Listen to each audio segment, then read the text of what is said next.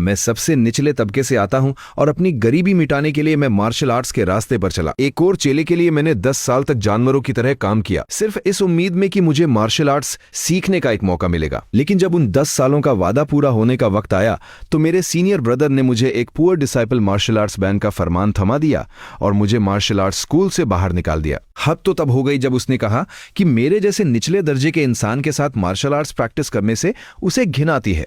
पर उसे इस बात का बिल्कुल अंदाजा नहीं था कि वो अपने इस फैसले पर बहुत जल्द पछताने वाला है। उस वक्त वो लंबे चोगे वाला आदमी बड़ी बेरुखी से बोला था, तुम जैसे लोगों को अपने साथ मार्शल आर्ट्स प्रैक्टिस करते देखकर मुझे लगता है जैसे मार्शल आर्ट्स गंदा हो गया है, सिर्फ इस वजह से। लेकिन सीनियर ब्रदर, आपने तो खुद मुझसे वादा किया था कि अगर मैं 10 साल काम करूंगा तो आप मेरी सिफारिश एक मास्टर से करेंगे। आप तो मशहूर जेंटलमैन सॉर्ड है, आपकी जबान की तो कीमत होनी चाहिए। जब आपने वादा किया था तो ठीक है, मैं अपनी बात दूसरे तरीके से कह देता हूं, तुम्हारे बर्ताव में खोट है। तुम टेस्ट में फेल हो गए हो और तुम्हें मार्शल आर्ट स्कूल से निकाल दिया गया है। मेरे बर्ताव में खोट है, यह सुनकर मुझे बहुत अजीब लगा। ये तो बस मुझे निकालने का एक घटिया बहाना था। अब मुझे सब कुछ समझ आ रहा था। ये जो खुद को जेंटलमैन सॉर्ड कहता है, इसने कभी भी अपना वादा निभाने का सोचा ही नहीं था।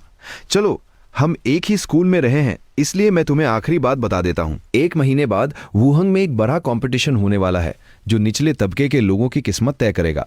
तुम भी उसमें हिस्सा ले सकते हो, पर अगर तुम निचले दर्जे के मार्शल आर्टिस्ट में से 3 मैच नहीं जीत पाए तो तुम्हें स्कूल में आना तो दूर, घर पर भी मार्शल आर्ट्स प्रैक्टिस करने की इजाजत नहीं होगी। अपने घर पर भी तुम मार्शल आर्ट्स प्रैक्टिस नहीं कर पाओगे। उसके ये आखिरी लफ्ज मेरे दिल में तीर की तरह चुभ गए।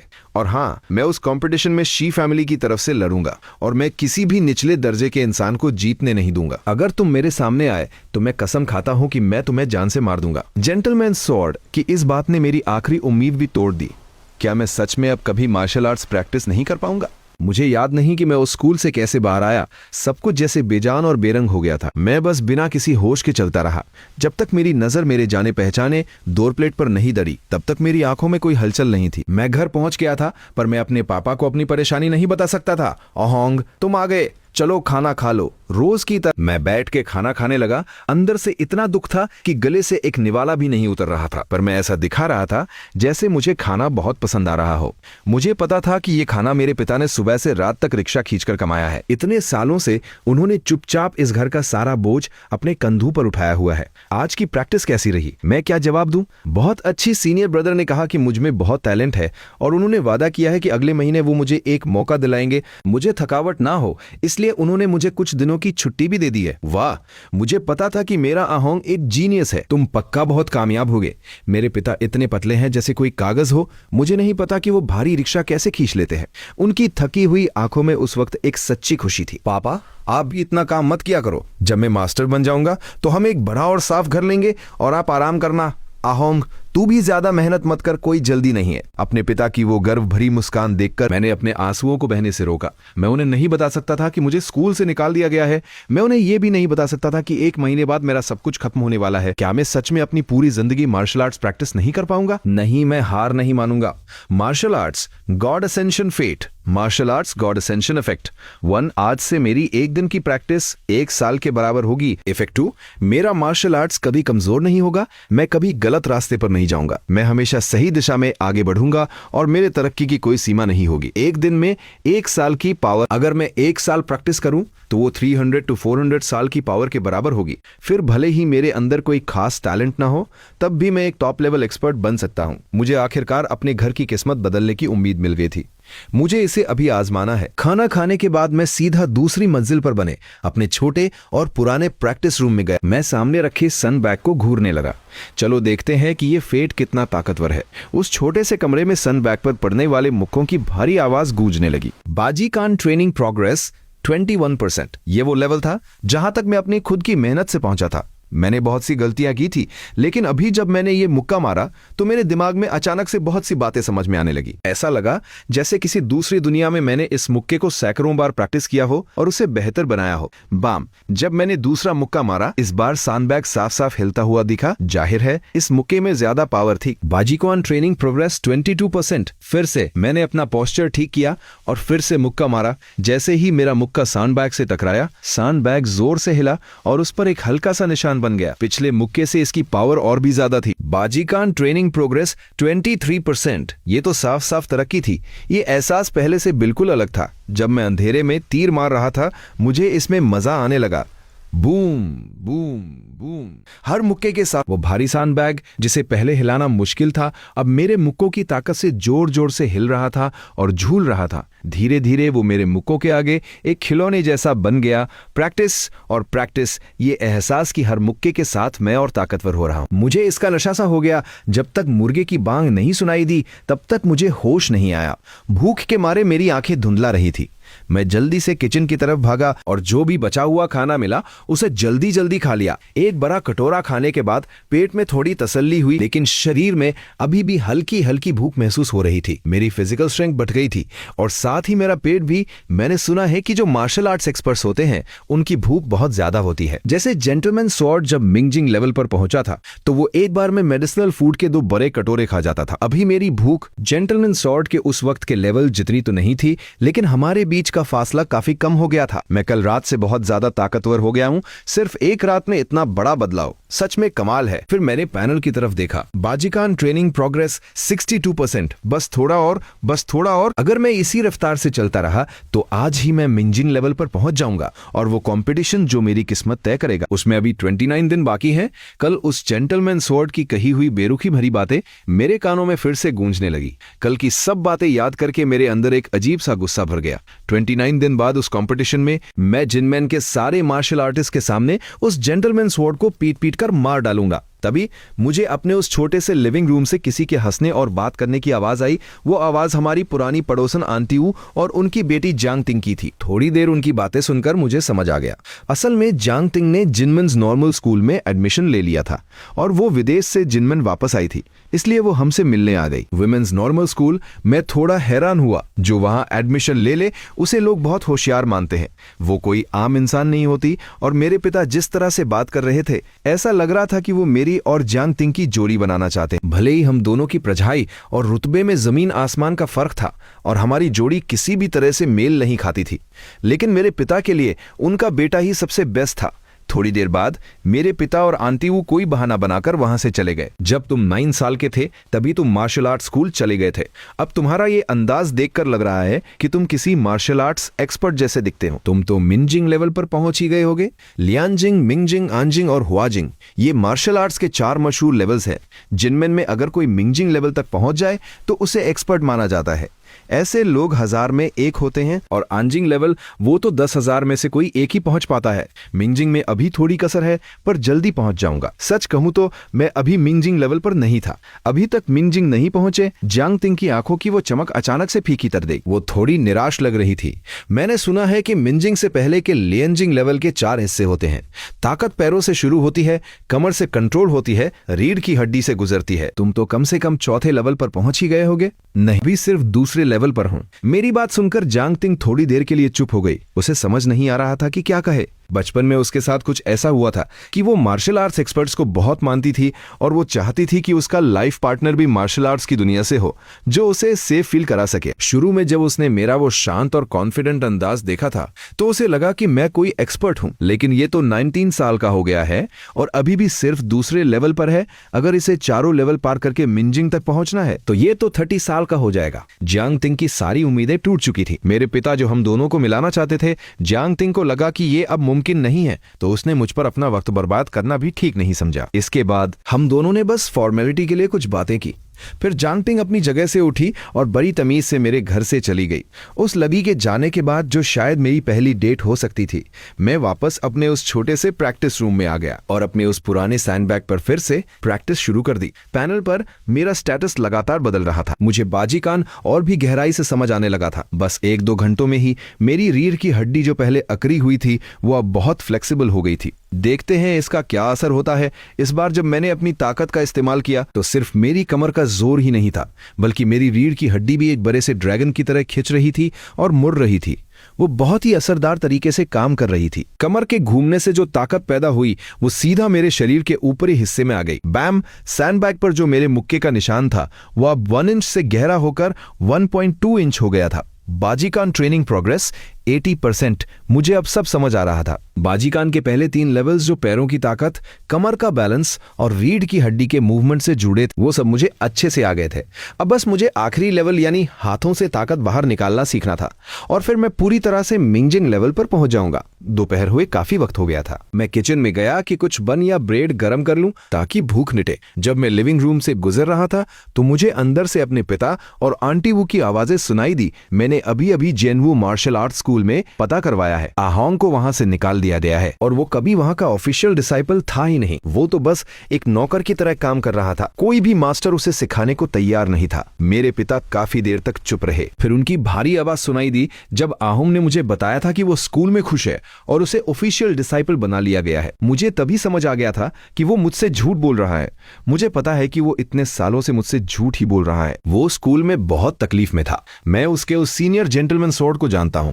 मैं हर साल उसे पैसे देता था सिर्फ इसलिए कि वो आहोंग का थोड़ा ख्याल न भी रखे तो कम से कम उसे परेशान न करे। ब्रदर हो, मुझे पता है कि आपको बहुत दुख हो रहा है, लेकिन ये कब तक चलेगा? 1 महीने बाद तो वो कभी मार्शल आर्ट्स प्रैक्टिस नहीं कर पाएगा। आहोंग अब छोटा नहीं रहा। आप कब तक उसके साथ इस झूठ का नाटक करते रहेंगे जब तक वो खुद सच्चाई को मान न ले? इस लड़के को बॉक्सिंग से बहुत प्यार है, बचपन से ही इसे इसका शौक है, लेकिन मैं तो बस एक मजदूर हूं। मुझ में इतनी हैसियत नहीं है कि मैं उसके लिए कोई अच्छा मास्टर ढूंढ सकूं। मेरे पिता की आवाज भर्राई हुई थी। मैं उसके लिए सिर्फ इतना कर सकता था कि उसके इस नाटक में उसका साथ दूं। इन दिनों मैंने उसके लिए रिक्शा कंपनी में एक काम ढूंढा है। जब वो सच्चाई को मान लेगा तो वो काम पर चला जाएगा। अपने पिता की इस उदास आवाज को सुनकर मेरा दिल भारी हो गया। मैं चुपचाप वहां से पलट गया और अपने उस छोटे से प्रैक्टिस रूम में वापस आ गया। मिंजिंग लेवल तक पहुंचने में अब सिर्फ एक कदम दूर था। मैं किसी अलग ही दुनिया में खो गया था। मेरा दिमाग बिल्कुल शांत था। मैं बस एक के बाद एक मुक्के मारता जा रहा था। मेरा हर मुक्का अभी सैंडबैग को ठीक से दबा भी नहीं पाता था कि मेरा अगला मुक्का उसी जगह पे जाकर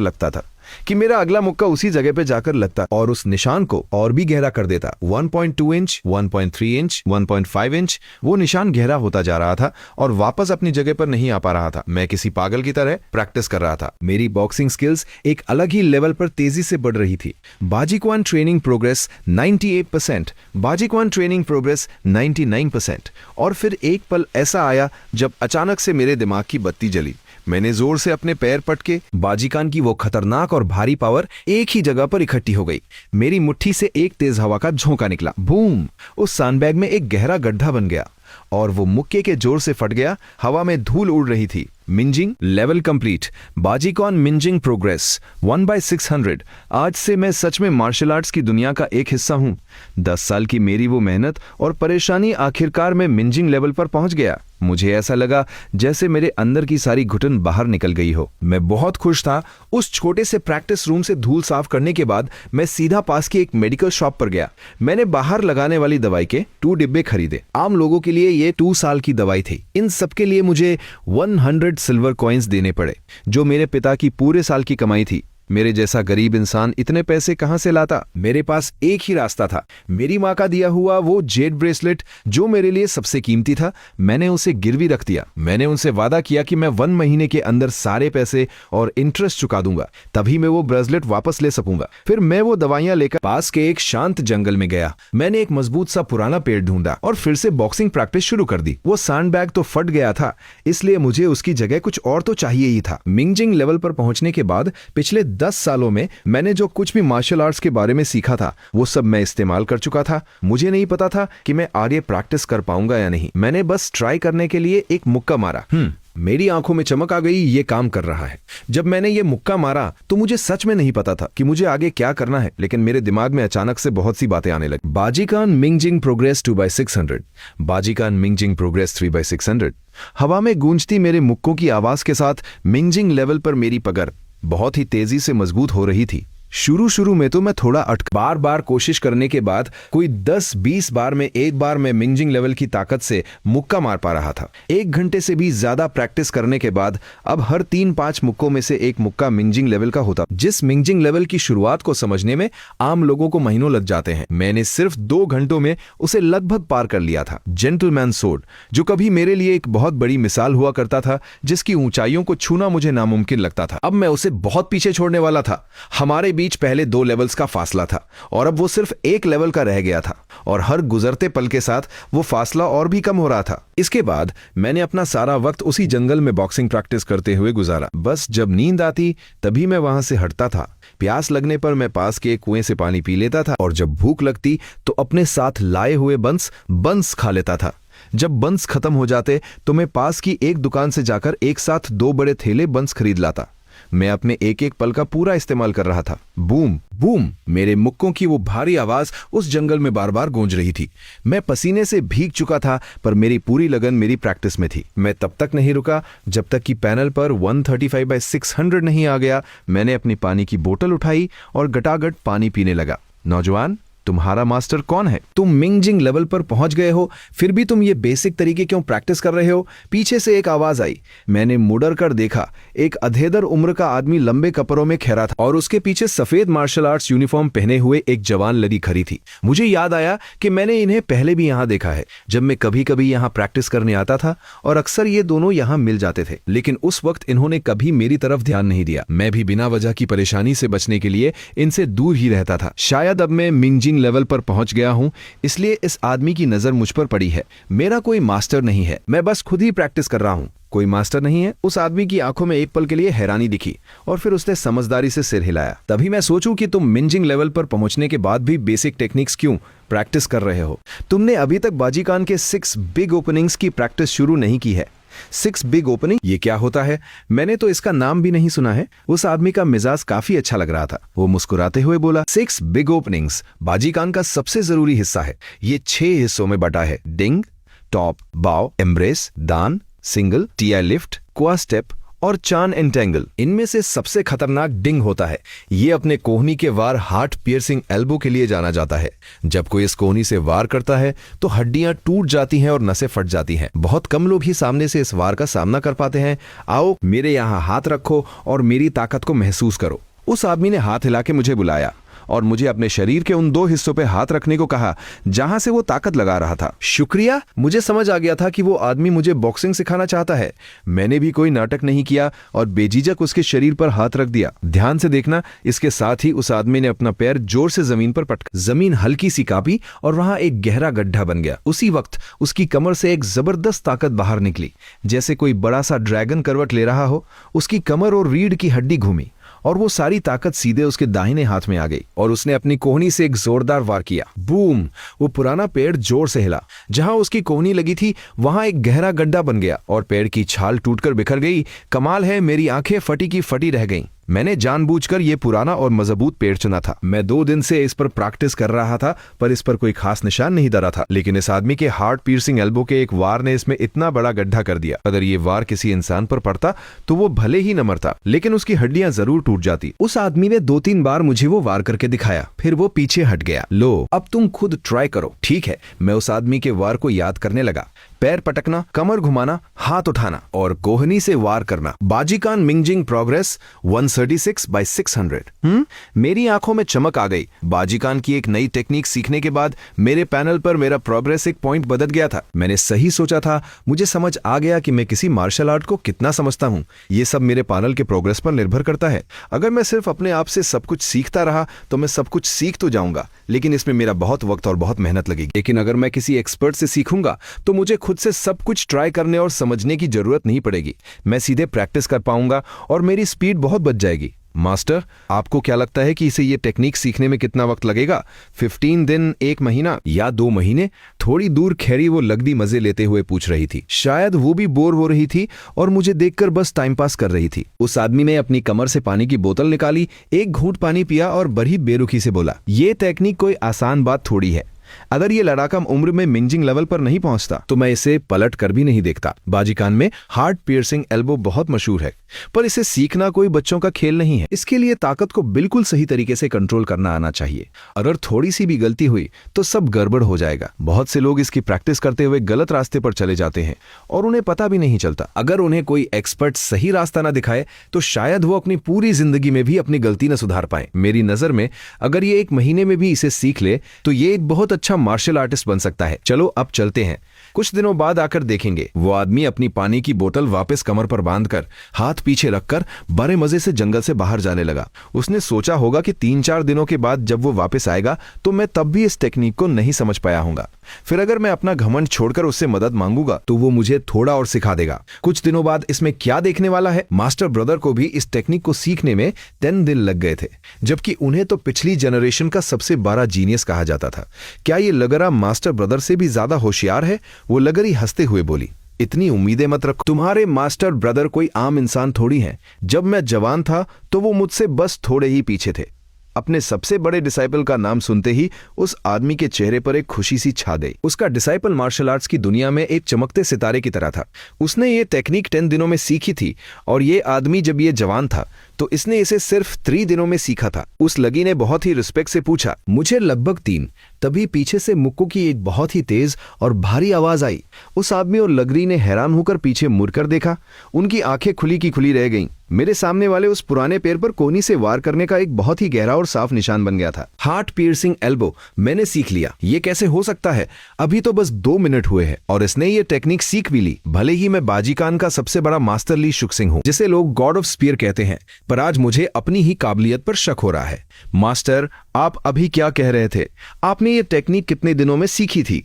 उस लग्गी ने हैरान होते हुए पूछा। ली शुशिंग थोड़ी देर चुप रहा, फिर उसने आसमान की तरफ देखकर बहुत ही शांत आवाज में कहा, मुझे 3 वाक्य बोलने का वक्त लगा था। ये नौजवान काफी अच्छा है।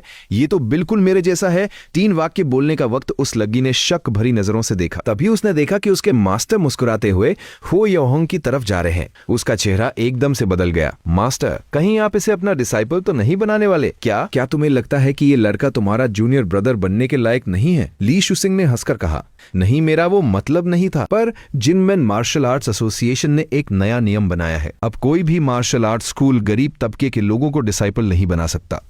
अगर हमने ये नियम तोड़ा तो सारे मार्शल आर्ट स्कूल्स हमारे खिलाफ हो जाएंगे। वो लगली हो यूहैनहोंग की तरफ देखकर परेशान हो रही थी। ली शुशिंग की आंखों में उस लबले के लिए एक अलग ही इज्जत थी। ये लगरा मार्शल आर्ट्स के लिए ही बना है। इन अमीर गरीब के भेदभाव की वजह से इसका टैलेंट बर्बाद नहीं होना चाहिए। एसोसिएशन जो भी करेगा मैं सब संभाल लूंगा। वो लड़की चुप हो गई। उसे पता था कि वो अपने मास्टर को नहीं रोक सकती, पर क्या यह सच में इस लायक है? उसने मन ही मन सोचा। तभी ली शुशिंग हो युएहोंग के पास गया और मुस्कुराते हुए बोला, नौजवान, तुम्हारे अंदर बहुत टैलेंट है। क्या तुम गॉड ऑफ स्पीयर ली शुशिंग के स्कूल में शामिल होना चाहते हो?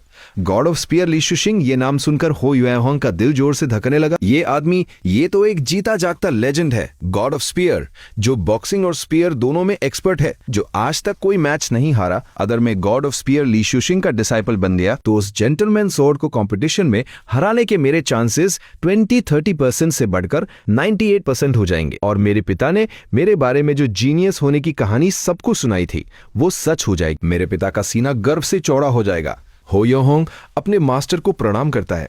हो योहोंग को इस बात पर कोई शक नहीं था कि यह आदमी सच में ली शुशिंग बनने का नाटक किया था। उसकी कब्र पर घास भी नहीं उगी थी। बहुत खूब, बहुत खूब, बहुत खूब, ली शुशिंग ने खुशी से 3 बार कहा। उसके चेहरे पर एक सच्ची मुस्कान थी। आज से तुम मेरे छठे डिसाइपल हो। आओ, ये तुम्हारी सीनियर सिस्टर फैंग यू है। ये जिनमैन के सबसे बड़े अमीर घराने की बेटी है। अगर तुम्हें कभी पैसों की जरूरत पड़े तो इससे मांग लेना। Senior sister. हो योहोंग ने आगे बढ़कर उसे प्रणाम किया। उस लगी को थोड़ा अजीब लग रहा था, पर जब उसके मास्टर ने फैसला कर लिया था तो वो क्या ही कह सकती थी। उसने अपनी कमर पर हाथ लगाया, पर उसका वॉलेट वहां नहीं था। तो उसने अपनी कलाई से वो जेड ब्रेसलेट उतारा और उसे दे दिया। लो, ये मेरी तरफ से तुम्हारे लिए एक गिफ्ट है। शुक्रिया सीनियर सिस्टर। हो यूहैनहोंग ने खुशी खुशी उसे रख लिया। मास्टर, मैं पहले वेंजन मार्शल आर्ट स्कूल में काम करता था। मेरा नाम अभी भी उनके रजिस्टर में होगा। पिछले कुछ दिनों से उसे वेंजन मार्शल आर्ट स्कूल से कोई नोटिस नहीं आया था कि उसे निकाल दिया गया है, और अगर मैं वहां पूछने जाऊंगा तो कोई मुझे जवाब नहीं देगा। उस जेंटलमैन स्वॉर्ड ने तो मुझे ऐसे ही निकाल दिया था। उसने तो मेरा नाम रजिस्टर से कटवाने की परवाह तक नहीं की।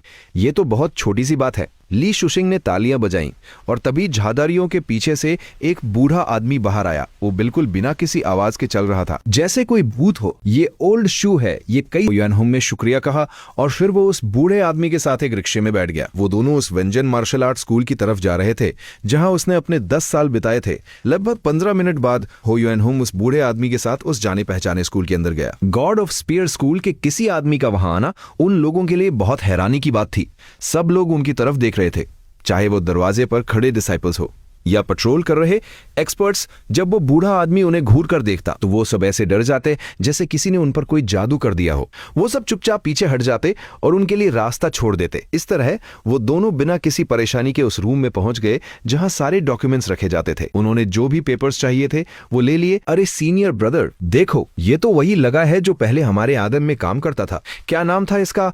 होंग। इसे तो निकाल दिया गया था ना। थोड़ी दूर पर किसी ने हो यान होंग को पहचान लिया। जेंटलमैन सॉर्ड भी वहीं से गुजर रहा था। उसके साथ जो आदमी है उसके कपड़े देखकर तो लग रहा है कि वो गॉड ऑफ स्पीयर स्कूल का है। जेंटलमैन सॉर्ड ने बस एक नजर देखी। उसने हो योहोम की तरफ ध्यान भी नहीं दिया। उसकी नजर सिर्फ उस बूढ़े आदमी पर थी जिसने गॉड ऑफ स्पीयर स्कूल के कपड़े पहने हुए थे। ये लड़का तो बहुत चालाक निकला। जैसे ही मैंने इसे स्कूल से निकाला, इसने जाकर दूसरे स्कूल के एक मामूली से सर्वेंट को पकड़ लिया। पास खड़े एक आदमी ने हंसते हुए कहा, चलो चलो चलते हैं, यहाँ देखने लायक कुछ नहीं है। जेंटलमैन सॉर्ड ने अपनी नजरें फेर ली। तब तक वो युहानहुंग का सारा काम हो चुका था। उसका नाम वेंजन मार्शल आर्ट स्कूल के रजिस्टर से हमेशा के लिए कट चुका था। डायरेक्ट डिसाइपल, काफी देर हो गई है, चलो मैं तुम्हें पहले स्कूल छोड़ देता हूँ, उस बूढ़े आदमी ओल्ड शू ने कहा। शुक्रिया, वो युहानहुंग ने जवाब दिया। डायरेक्ट डिसाइपल, ये लफ्ज सुनते ही जेंटलमैन सॉर्ड, जो अभी 2 कदम ही आगे बढ़ा था, अचानक रुक गया। वो झटके से पीछे मुड़ा और उस बूढ़े आदमी और हो योहोंग की तरफ देखने लगा। उसकी आंखों में हैरानी और डर साफ दिख रहा था। गॉड ऑफ स्पीयर स्कूल में तो सिर्फ एक ही मास्टर है और वो है ली शुशिंग। और जो डायरेक्ट डिसाइपल होता है वो सिर्फ मास्टर का ही डिसाइपल हो सकता है। इसका मतलब ये ली शुशिंग का डिसाइपल बन गया है। लेकिन ये कैसे हो सकता है? जेंटलमैन सॉर्ड को अपनी आंखों और कानों पर विश्वास नहीं हो रहा था। मेरा इतना टैलेंट होने के बाद भी मैं ली शुशिंग की नजर में नहीं आ सका, और ये मामूली सा कीड़ा ये अचानक से ली शुशिंग का डिसाइपल कैसे बन गया? ली शुशिंग कोई ऐसे वैसे लड़के को अपना डिसाइपल नहीं बनाता। उसका डिसाइपल बनने के लिए या तो कोई बहुत बड़ा जीनियस होना चाहिए या फिर कम से कम ह्वाजिंग लेवल तक पहुंचने का पोटेंशियल होना चाहिए। नहीं, ये मुमकिन ही नहीं है। ये कैसे हो सकता है कि इस कीड़े का टैलेंट मुझसे भी ज्यादा हो? जेंटलमैन सॉर्ड हो यानहोंग को घूर रहा था। वो आगे बढ़कर उससे पूछना चाहता था, लेकिन बाकी डिसाइपल्स के सामने उसे अपनी जेंटलमैन वाली इमेज भी तो बचानी थी। इसलिए उसने अपने गुस्से को पी लिया। मैं पता लगाऊंगा, मैं अपने घर वालों से कह सब कुछ पता लगाऊंगा। थोड़ी देर बाद मैनेजर शू हो यानहोंग को लेकर गॉड ऑफ स्पीयर स्कूल पहुंचा और वहां उसके सारे पेपर्स तैयार कर दिए। मास्टर, एक बरहे से प्रैक्टिस रूम में जाकर हो यानहोंग ने ली शुशिंग को प्रणाम किया, जो उसका इंतजार कर रहा था। ली शुशिंग ने हो यानहोंग को ध्यान से देखा और बहुत खुश हुआ। उसने एक लोहे का टोकन उसकी तरफ उछाला। ये हुईचुन तांग फार्मेसी का टोकन है। मिंगजिंग लेवल पर जो भी दवाइयां चाहिए हो वो सब यहां से मिल जाएंगी, और हाँ, सारा बिल तुम्हारी सीनियर सिस्टर के नाम पर फटेगा। तो पैसे बचाने की कोई जरूरत नहीं है। ली शुशिंग हंसते हुए बोला। उस टोकन को देखकर वो यानहोंग की आंखों में चमक आ गई। ये वही चीज थी जिसकी उसे सबसे ज्यादा जरूरत थी। मिंगजिंग लेवल पर पहुंचने के बाद जो आम दवाइयां वो दुकान से लाता था उनका कोई असर नहीं हो रहा था। उसका शरीर जिस तेजी से बदल रहा था उसके लिए वो दवाइयां काफी नहीं थी, और मिंगजिंग लेवल की दवाइयां इतनी महंगी थी कि वो उन्हें खरीद नहीं सकता था। इसलिए उसे उन आम दवाइयों से ही काम चलाना पड़ रहा था। लेकिन अब अपने मास्टर से ये टोकन मिलने के बाद उसे मिंगजिंग लेवल पर अपने शरीर की कमजोरी की कोई फिक्र नहीं थी। चलो, अभी काफी वक्त है। आज मैं तुम्हें कुछ असली टेक्निक्स सिखाता हूं। बाजिकान की टेक्निक्स स्पीर से ही बनी है। बॉक्सिंग और एल्बो टेक्निक्स, ये सब भी स्पीर का ही हिस्सा है। जब कोई एक्सपर्ट लेवल पर पहुंचता है तो उसकी बॉक्सिंग और स्पीर टेक्निक्स एक हो जाती है। जब तुम अपनी कोहनी से वार करते हो तो वो किसी स्पीर की तरह लगता है। उसमें बहुत ज्यादा पावर होती है। इसलिए जब तुम प्रैक्टिस करो तो एक स्पीर के साथ प्रैक्टिस करना। ये कहते हुए ली शुक्सिंग ने पास रखे एक स्टैंड से एक सफेद रंग का स्पीयर उठा लिया। फिर उसने एक एक बात बहुत ध्यान से समझाई। सारी बातें समझाने के बाद ली शुक्सिंग ने एक गहरी सांस ली। उसने अपना दाहिना पैर जोर से जमीन पर पटका और अपने हाथ में पकड़े उस स्पीयर से सामने की तरफ वार किया। सूश, एक हल्की सी आवाज आई और उस स्पीयर का कोना सामने दीवार पर रखे हुए कुछ कागजों के आर पार हो गया। फिर उसने उस स्पीयर को बड़ी ही आसानी से वापस खींच लिया। जब ली शुशिंग ने वो स्पीयर वापस रखा तो वो योहान ने उन कागजों को ध्यान से देखा। उसने देखा कि उन कागजों की 10 तह बनी हुई थी और उन 10 कागजों के बीच में एक बहुत ही साफ और गोल छेद था। ऐसा लग रहा था जैसे किसी ने उस स्पीयर से वार नहीं किया, बल्कि किसी मशीन से बहुत ही सफाई से उसे काटा हो। ये तो कमाल का कंट्रोल है। फिर ली शुक्सिंग ने उसे एक दो बार और करके दिखाया और फिर वो स्पीयर वो युहान होंग को देकर अपने हाथ पीछे बांधकर वहां से चला गया। इतनी जल्दी आपने उसे और क्यों नहीं सिखाया? बाहर खड़ी सीनियर सिस्टर फैंग यू ने पूछा। पहले उसे खुद प्रैक्टिस करने दो, उसे पता चलना चाहिए कि असली टेक्निक्स और बाहर के मार्शल आर्ट्स में क्या फर्क होता है। कहीं उसमें घमंड न आ जाए। मास्टर आपने उसे क्या सिखाया है? कागज में छेद करना। उस जमाने में हमारे सबसे बड़े सीनियर ब्रदर ने न जाने कितने कागज बर्बाद कर दिए थे, पर वो इसे सीख नहीं पाए थे। वो तो इतने परेशान हो गए थे कि उन्हें खुद पर शक होने लगा था।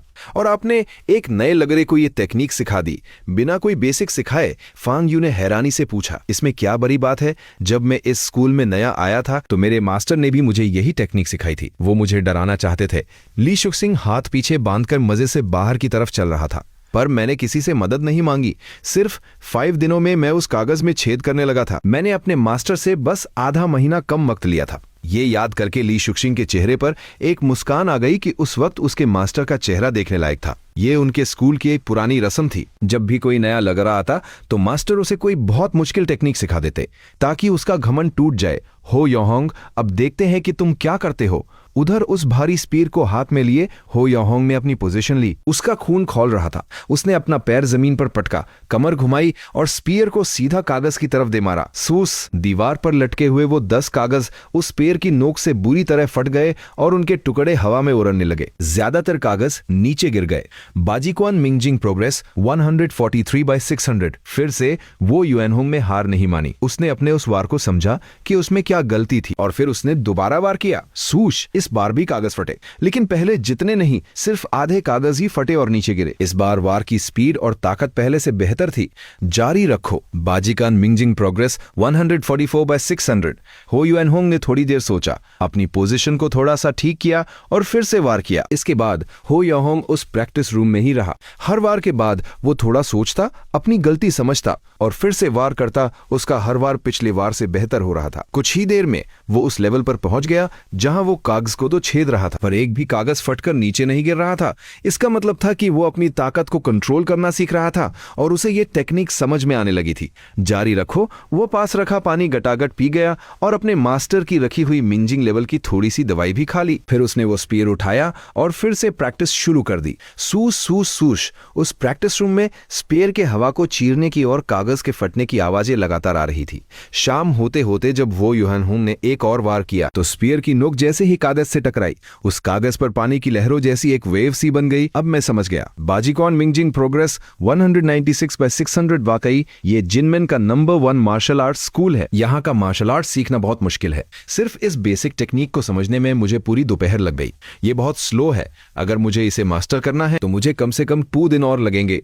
अगर मास्टर ने मुझे ऐसे प्रैक्टिस करते देखा तो वो बहुत निराश होंगे। मुझे नहीं पता कि मास्टर को इसे सीखने में कितना वक्त लगा था, पर वो तो एक जीनियस है। उन्होंने तो इसे 2 दिन में ही मास्टर कर लिया होगा। नहीं, मुझे रात को घर जाकर 3 घंटे और प्रैक्टिस करनी होगी। कल मास्टर के आने से पहले मुझे कम से कम 3 कागजों को बिना फाड़े छेदना सीखना होगा। मैं मास्टर को निराश नहीं कर सकता। हो युहांगहोंग के मन में एक डर सा बैठ गया था। इस दुनिया में मास्टर ली शुशिंग जैसे जीनियस भी हैं जो मेरी तरह दिन रात मेहनत नहीं करते, फिर भी मुझसे तेज सीखते हैं। अगर वो इतना कर सकते हैं तो मुझे और भी ज्यादा मेहनत करनी होगी। प्रैक्टिस और प्रैक्टिस। जब तक जान है तब तक प्रैक्टिस करूंगा। हो युहांगहो ने अपने शरीर के दर्द को नजरअंदाज किया, अपनी कमर सीधी की और एक बार फिर से प्रैक्टिस करने लगा। उसे वक्त का पता ही नहीं चला। वो पूरी तरह से अपनी प्रैक्टिस में खो गया था। जब सूरज ढलने लगा तो उसके पैनल का प्रोग्रेस कुछ ऐसा था।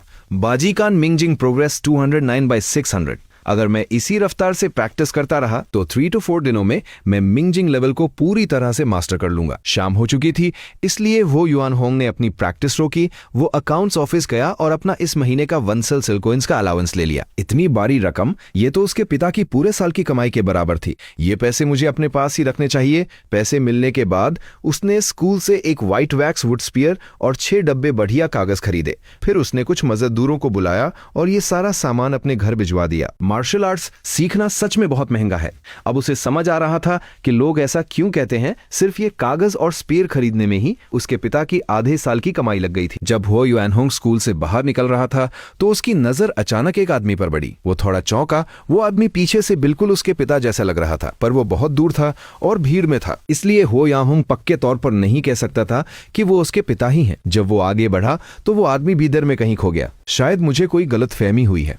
हो युएनहोंग ने अपना सिर हिलाया। पिताजी वैसे भी पिछले कुछ दिनों से कम ही घर आ रहे हैं, रात को भी वो बाहर ही रहते हैं, पता नहीं क्या काम कर रहे हैं। खैर कोई बात नहीं, अब से मुझे हर महीने स्कूल से 10 सिल्वर कॉइन्स मिलेंगे तो हमें पैसों की कोई परेशानी नहीं होगी और पिताजी को भी अब इतनी मेहनत नहीं करनी पड़ेगी।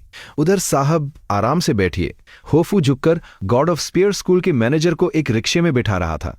जब मैनेजर आराम से बैठ गया तो होफू रिक्शा खींचने लगा। वो मैनेजर बहुत मोटा था, उसका वजन 2 आदमियों के बराबर था। होफू को रिक्शा तेज भी चलाना था और उसे झटके भी नहीं लगने देने थे। ये बहुत मुश्किल काम था। कुछ ही देर में होफू का सारा कपड़ा पसीने से भीग गया। अरे आज तो स्कूल में कमाल ही हो गया। मैनेजर शू ने इतने दिनों से एक बात छुपा कर रखी थी। आज पता चला कि स्कूल में एक नया डायरेक्ट डिसाइपल आया है और वो कोई बहुत बड़ा आदमी नहीं है, वो तो 20 साल से भी कम उम्र का एक लौगा है। होफू चुपचाप रिक्शा चलाता रहा। उसने ऐसे दिखाया जैसे उसने उस मोटे मैनेजर की बात सुनी ही नहीं। वो मैनेजर उसे अपने रिक्शे के लिए सिर्फ इसलिए चुनता था क्योंकि होफू का मुंह बंद रहता था। वो कभी फालतू बात नहीं करता। पर होफू अंदर ही अंदर बहुत हैरान था। 20 साल से भी कम उम्र का लगा, वो तो मेरे आहोंग के बराबर का ही होगा और वो गॉड ऑफ स्पेयर स्कूल के मास्टर का डायरेक्ट डिसाइपल बन गया। वो कितना बड़ा जीनियस होगा। काश मेरे आहोंग में उस लगे का 10% भी टैलेंट होता तो मैं खुशी खुशी मर सकता था। साहब मैंने आयरी किस्त के पैसे भी जोड़ लिए हैं। मेरे बेटे की नौकरी कब तक पक्की हो जाएगी? जब होफू को लगा कि मैनेजर अब कुछ सोच नहीं रहा है तो उसने डरते डरते पूछा।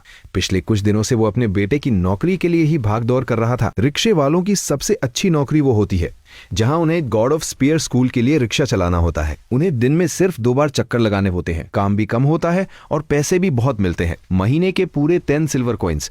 पर ऐसी नौकरी के लिए लाइन भी बहुत लंबी होती है। होफू को खुद ये नौकरी नहीं मिल पाई थी, पर अपने बेटे के लिए उसने स्कूल के इस मैनेजर को मक्खन लगाया था ताकि वो उसके बेटे को ये नौकरी दिला दे। गॉड ऑफ स्पेयर स्कूल का एक मैनेजर कोई छोटी मोटी चीज नहीं होता। पुलिस वाले भी उनकी इज्जत करते हैं। होफू और हो युएनहोंग के लिए तो ये मैनेजर किसी बहुत बड़े आदमी से कम नहीं था। उसके लिए एक छोटी सी नौकरी दिलाना चुटकियों का खेल था। देख होफू, तुझे तो पता ही है कि जब से मार्शल आर्ट्स एसोसिएशन ने 4 डिसाइपल बैन का नया रूल निकाला तब से आम लोगों के लिए मार्शल आर्ट स्कूल्स में एडमिशन लेना बहुत मुश्किल हो गया है। इसलिए अब लोग इन स्कूल्स में काम करने के लिए पागल हो रहे हैं, फिर चाहे वो रिक्शा खींचना हो या खाना बनाना, क्योंकि ये काम भी आम लोगों के काम से बहुत ऊपर माने जाते हैं। अगर कोई गलती न करो तो ये जिंदगी भर की पक्की नौकरी है। मैनेजर की बातें सुनकर होफू को कुछ गड़बड़ लगी और उसकी शक सही निकला।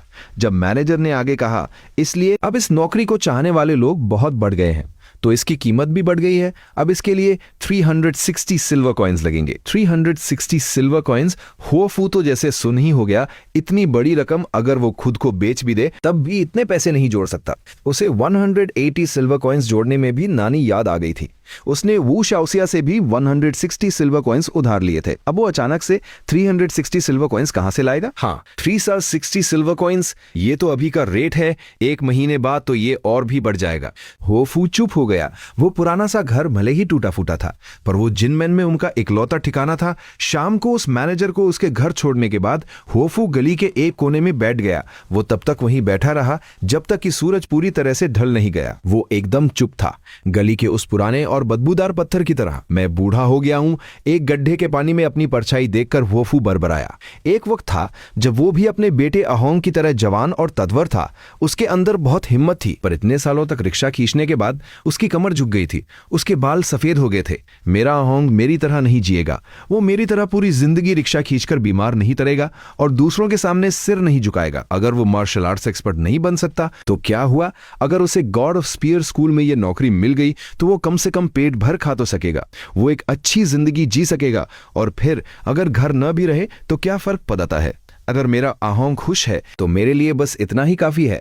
होफू अपने झुके हुए कंधों के साथ धीरे धीरे अपने घर की तरफ चलने लगा। डूबते हुए सूरज की रोशनी में उसकी परछाई बहुत लंबी लग रही थी। घर जाने से पहले हो युअन होंग हुईचुनतांग फार्मेसी गया। उसने अपने मास्टर का वो टोकन दिखाया और बहुत सारी मिंजिंग लेवल की दवाइयां ले ली। ये दवाइयां उसे मिंजिंग लेवल को पूरी तरह से पार करने में मदद करेंगी। उसे मिंजिंग लेवल के आखिरी हिस्से में पहुंचने के बाद चिलियन पेस्ट नाम की एक बहुत ही आस दवाई की जरूरत होगी, पर यह दवाई बहुत रेयर थी। हुचुनतंग फार्मेसी में भी ये नहीं थी। उसने मैनेजर शू से सुना था कि कुछ दिनों बाद गॉड ऑफ स्पीयर स्कूल और बाकी स्कूल्स के बीच एक कंपटीशन होने वाला है और जो जीतेगा उसे इनाम में यही चिलियन पेस्ट मिलेगा। दवाइयां लेने के बाद हो युआहोंग सब्जी मंडी गया।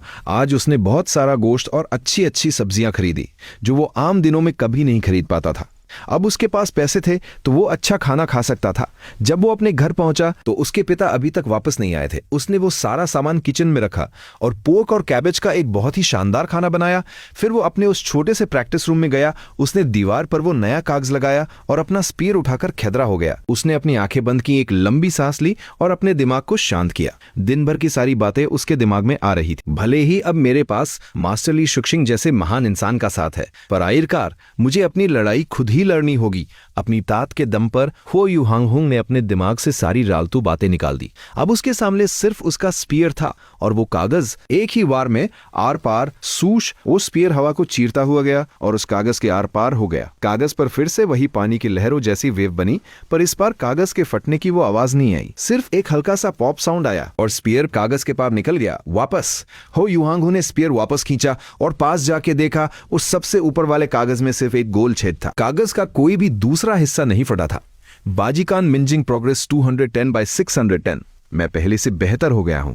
इसके बाद हुओ युआनहोंग घर के पास वाले उस पुराने पेड़ के पास गया। उसने अपना पैर पटका और अपनी कोहनी से एक वार किया। बाम! उस पेड़ पर आधे इंच गहरा एक नया गड्ढा बन गया। ये पिछले वाले गड्ढे से दुगना गहरा था। मेरी ताकत पहले से बहुत बढ़ गई है। अब उस कंपटीशन में जहां मुझे उस जेंटलमैन सॉर्ड को मारना है, सिर्फ 26 दिन बचे हैं। हो युआहोंग घर वापस आया और अपना स्पीयर लेकर फिर से प्रैक्टिस करने लगा। 2 बार प्रैक्टिस करने के बाद उसे बाहर से पैरों की जानी पहचानी आवाज सुनाई दी और फिर दरवाजा खुला। उसके पिता आ गए थे। पिताजी, आप आ गए। हो युआहोंग हंसता हुआ किचन से बाहर आया। उसके हाथों में पॉक और कैबेज का वो बर्तन था। पिताजी, मेरे पास आपके लिए बहुत अच्छी खबर है। मुझे गॉड ऑफ स्पीयर ली शुक्सिंग ने अपना डिसाइपल बना लिया है। हाँ पिताजी, जिनमिन के नंबर 1 मास्टर ने, मैं पहले आपसे झूठ बोलता था। मुझे पता है कि आप भी मेरा साथ दे रहे थे, पर इस बार मैं सच बोल रहा हूँ। ये देखो, ये मेरा आईडी कार्ड है और ये मेरा इस महीने का अलाउंस है। हो युआनहोंग ने 1 सेल्सर कॉइंस का वो थैला अपने पिता के सामने रख दिया। उसके चेहरे पर एक बहुत बड़ी मुस्कान थी। हुओफू ये सुनकर थोड़ा हैरान हुआ। उसे लगा कि आहोंग फिर से झूठ बोल रहा है। शायद वेंजन मार्शल आर्ट स्कूल वाली कहानी अब पुरानी हो गई है, इसलिए इसने ये नई कहानी बनाई है कि ली शुसिंग ने एक नया डिसाइपल बनाया है। वाह, मुझे पता था कि मेरा आहोंग एक जीनियस है। यहां तक कि मास्टर ली शुसिंग भी तुम्हें अपना डिसाइपल बनाना चाहते थे।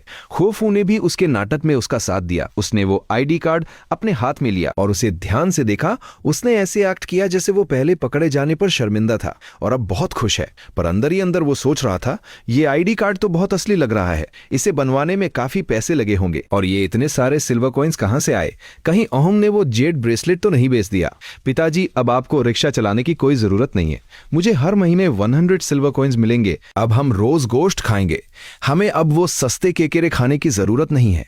हो युआनहोंग ने मुस्कुराते हुए 30 सिल्वर कॉइंस अपने पिता के हाथ में रख दिए और बाकी के पैसे अपने पास रख लिए। अरे नहीं नहीं, मुझे इतने पैसों की क्या जरूरत है? हुओफू ने मना किया, पर हो युआनहोंग ने जबरदस्ती वो पैसे उसके हाथ में रख दिए। हुओफू डरते डरते वो पैसे अपनी जेब में रख लिए। चलो कोई बात नहीं, मैं इन पैसों को बचाकर रखूंगा, इसके काम आएंगे। कहीं ये लड़का इन्हें ऐसे ही फालतू में न उड़ा दे। आज रात हुओफू के घर में कोई सस्ता केकरा नहीं बना था। आज वो गोश्त और सब्जी खा रहे थे। खाना खाने के बाद जब हो युआनहोंग का पेट भर गया तो वो वापस अपने प्रैक्टिस रूम में चला गया। एक बार और हो युआहोंग ने फिर से अपना स्पीयर उठाया। उसके हाथ दर्द कर रहे थे, उसकी कमर, उसकी पीठ, उसके पैर सब दर्द कर रहे थे। उसका मन कर रहा था कि वो स्पीयर छोड़कर बस बिस्तर पे लेट जाए और सो जाए, पर मेरी ताकत अभी इतनी नहीं है कि मैं उस जेंटलमैन सॉर्ड को मार सकूं। तो फिर मैं आराम कैसे कर सकता हूं? पिछले 10 सालों में जेंटलमैन सॉर्ड ने उसे जितना परेशान किया था वो सब उसे याद आ रहा था। उसका खून खौल रहा था। इंसान का गुस्सा उसे कोई भी मुश्किल काम करने की तद दे सकता है। हो युएनहोंग अपने शरीर का सारा दर्द भूल गया। उसकी नजरें सिर्फ उस स्पीयर और उस कागज पर थीं। पैर पटकना, कमर घुमाना और वार करना। सूस, उसने अपना पैर पटका, अपनी कमर घुमाई और अपने हाथों से पूरी ताकत लगाकर उस स्पीयर से वार किया। उस कागज में उसे उस जेंटलमैन सॉर्ड का चेहरा नजर आ रहा था। 10 सालों का उसका सारा गुस्सा उस स्पीयर में आ गया था। गुस्सा किसी ज्वालामुखी की तरह फट पड़ा। मैं ये तो बर्दाश्त कर सकता हूं कि कोई मुझसे ज्यादा अमीर या ताकतवर हो, क्योंकि वो शायद इसी तरह पैदा हुए हों, लेकिन मैं ये कभी बर्दाश्त नहीं करूंगा कि वो अपनी ताकत का इस्तेमाल करके मेरे जैसे आम लोगों के लिए कामयाबी के सारे रास्ते बंद कर दे। स्वूश स्वूश स्वूश, स्पीयर बार बार उस कागज के आर पार हो रहा था। इस बार सबसे ऊपर वाला कागज तो फटा ही नहीं, उसके नीचे वाले कागज में भी सिर्फ एक गोल छेद था। बाजीकॉन मिंजिंग प्रोग्रेस 228/628/600। बस थोड़ा और मैं जल्दी ही माइनर सक्सेस लेवल पर पहुंच जाऊंगा। अपनी बढ़ती हुई ताकत को देखकर हो युएनहोंग का जोश और भी बढ़ गया। हर वार के बाद वो थोड़ा सोचता और फिर से वार करता स्पीयर हवा को चीरता हुआ जा रहा था। पसीने की बूंदें उस पेड़ की लकड़ी पर गिर रही थी और दीवार पर टंगे कागजों की मोटाई धीरे धीरे कम हो रही थी। पता नहीं वो कितनी देर तक प्रैक्टिस करता रहा, जब तक कि वो पूरी तरह से थक नहीं गया और फिर वो उस स्पीयर को गले लगाकर एक गहरी नींद में सो गया। अगली सुबह सूरज की पहली किरण कमरे में आने से पहले ही हो युएनहोंग उठ गया। आंख खुलते ही उसका शरीर अपने आप स्पीयर उठाने के लिए खड़ा हो गया। कल मैंने कहां तक प्रैक्टिस की थी? हो युएनहोंग ने अपना पैनल देखा। बाजीकॉन मिंजिंग प्रोग्रेस 237/600। कल रात की प्रैक्टिस से 10 पॉइंट्स और बढ़ गए। अब मैं सच में माइनर सक्सेस लेवल के बहुत करीब हूं।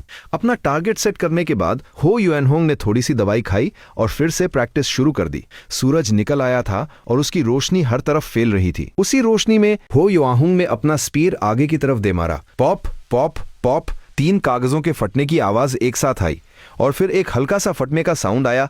हो युएनहोंग पास गया और उसने उन कागजों को उतार कर देखा। सबसे ऊपर वाले 3 कागजों में बिल्कुल एक जैसा गोल छेद था। ऐसा लग रहा था जैसे किसी ने नाप कर छेद किया हो। 3 कागजों के आर पार बिना किसी को फाड़े माइनर सक्सेस हो युएनहोंग ने अपना स्पीयर वापस रखा और प्रैक्टिस रूम से बाहर आया। उसने देखा कि उसके पिता पहले ही काम पे जा चुके हैं। आज वो रोज से थोड़ा जल्दी गए थे। पता नहीं क्या काम था। काफी देर हो गई है, मुझे भी स्कूल जाना चाहिए। पता नहीं मास्टर को मेरा ये माइनर सक्सेस लेवल पसंद आएगा या नहीं। मास्टर, आपको नहीं लगता कि छोटे सीनियर ब्रदर ये सब देखकर परेशान हो जाएंगे? नहीं, मेरा डिसाइपल इतना कमजोर नहीं हो सकता। ज्यादा से ज्यादा उसे थोड़ा बुरा लगेगा, पर वो हार नहीं मानेगा। हाँ, अभी तो सिर्फ एक ही दोपहर हुई है। अगर उसे अभी कुछ समझ नहीं आ रहा है तो भी उसे घबराने की जरूरत नहीं है। उसे खुद पर भरोसा रखना चाहिए। और तुम्हें कैसे पता कि उसे कुछ समझ नहीं आया है? ली शुशिंग मुस्कुराते हुए रिक्शे से नीचे उतरा और प्रैक्टिस रूम की तरफ गया। दरवाजा खोलते ही ली शुशिंग ने देखा कि हो युएनहोंग थोड़ा गंभीर लग रहा है। शायद इसे अभी तक कुछ समझ नहीं आया है, इसलिए ये थोड़ा परेशान है, पर फिर भी ये शांत है। ये अच्छी बात है, ली शुशिंग ने मन ही मन सोचा। फिर उसने बहुत ही प्यार से पूछा, कल तुम्हारी प्रैक्टिस कैसी रही? मास्टर, हो युएनहोंग ने झुककर प्रणाम किया। मुझे माफ कर दीजिए, कल रात में बहुत थक गया था, इसलिए प्रैक्टिस करते करते ही मुझे नींद आ गई। मुझे ऐसा नहीं करना चाहिए था। कोई बात नहीं, जवान खून हो, थकान तो होगी ही। ये बताओ कि तुमने प्रैक्टिस कहां तक की? थोड़ा डिटेल में बताओ। हो युएनहोंग की बातें सुनकर ली शुशिंग को लगा कि उसे सब समझ आ गया है। भले ही इसे अभी टेक्निक समझ नहीं आई है, पर यह मेहनती बहुत है। रात को घर जाकर भी इसने प्रैक्टिस की है बहुत अच्छे। ली शुशिंग अपने इस नए डिसाइपल से बहुत खुश था। वो होशियार भी था और मेहनती भी। कल शाम को मैं मुश्किल से उस कागज पर वो लहरें बना पाया था। फिर रात को अंधेरा होने पर अगर तुम उसे समझ नहीं पाए तो कोई बात नहीं। जब मैं तुम्हारे लेवल पर था तो मैंने भी। ली शुशिंग ने अभी ये बात पूरी ही की थी कि उसे कुछ अजीब लगा। अभी इस लग्गे ने क्या कहा?